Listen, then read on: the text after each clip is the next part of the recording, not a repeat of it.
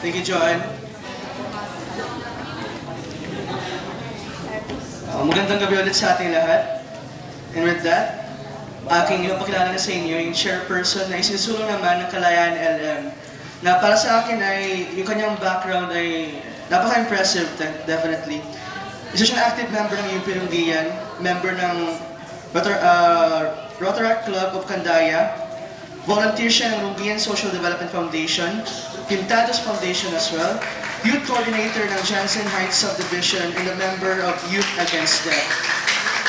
Pero ang personal note, bakit nga ba siya para sa akin isang tao na hindi ko na kailangan introduce kasi lahat naman tayo, kilala na natin siya. Para sa akin, I never got to know him because of affiliation siya. Dahil sa Lungian siya, hindi ko siya kilala dahil sa volunteer siya ng Pintados Foundation, hindi ko siya kilala dahil sa isang member siya ng Youth Against Death, pero sino man may alam yun. I know him, I see him, and I appreciate him because I see him as a member of the Student Council. Isa siyang incumbent na counselor, and for me, in my opinion, was the most active counselor in this academic year Student Council.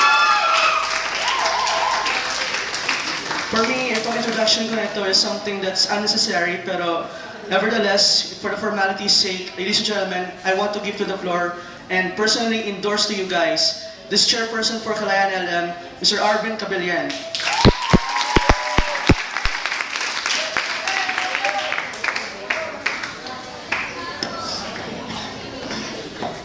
Salamat Kuya Chops. Overwhelmed, very overwhelmed. So, ang atong faculty members natin and members sa EB Babes, and of course our fellow candidates from both parties, and fellow students na niya na maupay hinduro nga gabi ha atong nga tanan. So una nalilipay ako labi na puro kanina kay nakita ko mga estudyante bagan damo anak ni kanina MPP, only that siguro may mga klase na kay unfortunately wala ka suspended classes or siguro may mga iba-ibang rason, pero happy ako kay kanina dabagadamo damulaay nakanhi ha MPP kanina. Meaning laini na hinay-hinay na kita nga nagiging participative ha mga activities in college. Ngan unta, ini nga atong pagiging participative, dadon nato nini buwas hit adlaw piniliay.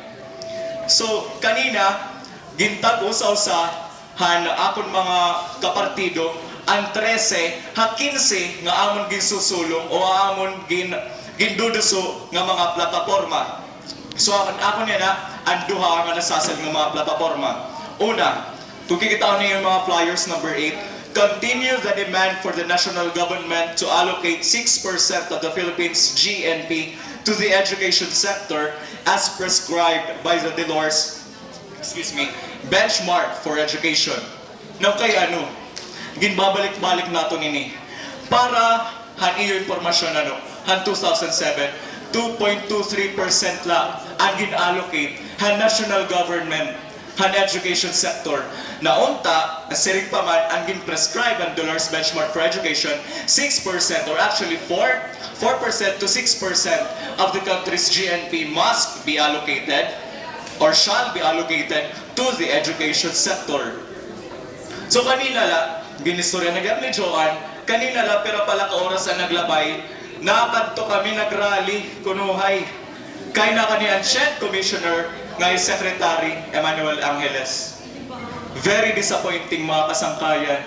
Siring pa man quote and quote, higher education is a privilege. Makalilisang na kung maaraw makita Universal Declaration of Human Rights na education is one of the humans was these basic rights.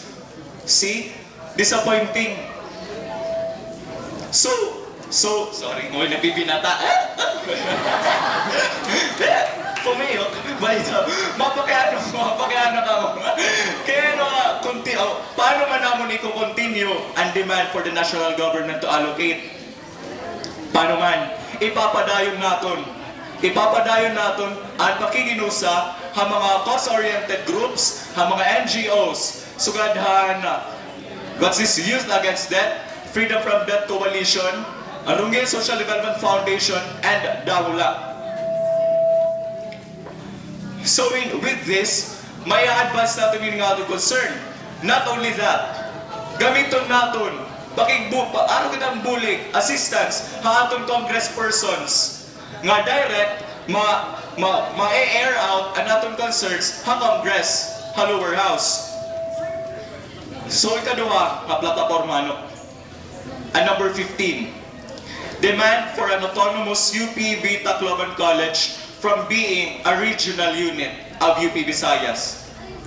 Klaklaruhon lang namon ano, we are not calling na maging UPEV or University of the Philippines Eastern Visayas. Again, klaklaruhon namon, diri kami nananawagan na UPVTC maging UP Eastern Visayas. Anong karagsingon din nga autonomous UPVTC, anong karagsingon din autonomous in terms of decision making. Kaya nga ang pagiging kaya nga decision making man. So ano yung mga sitwasyon? Okay, di ba? Ang college din, sana, should be given more powers to decide on cases that need crucial and immediate decision. For example, last year, nagkasunog nga na-request ang student council na isuspend ang klase, anya ka na natong college din. Maaro lang akong permit, UPB Chancellor. See? Usa pa nga senaryo. Han bumagyon makusog-kusog. Gi-suspend ang klase, mag-aalas 12 na. In taon man makusog na ang hangin. Kay maarupan permit, in taon man na naton college din. UPB Chancellor. Makalilisang. Sige. Kung mapakayaan makalilisang. Kung mapakayaan mo, posible ba ini nga maging autonomous in UPVTC in terms of decision making? Oo, posible ini. Sige, posible. It masunod siguro mapakiana. Paano man? Aanuhon. Anon man. Asya na't gamit. Asya na din ni masulod. Anaton UPV USC representatives.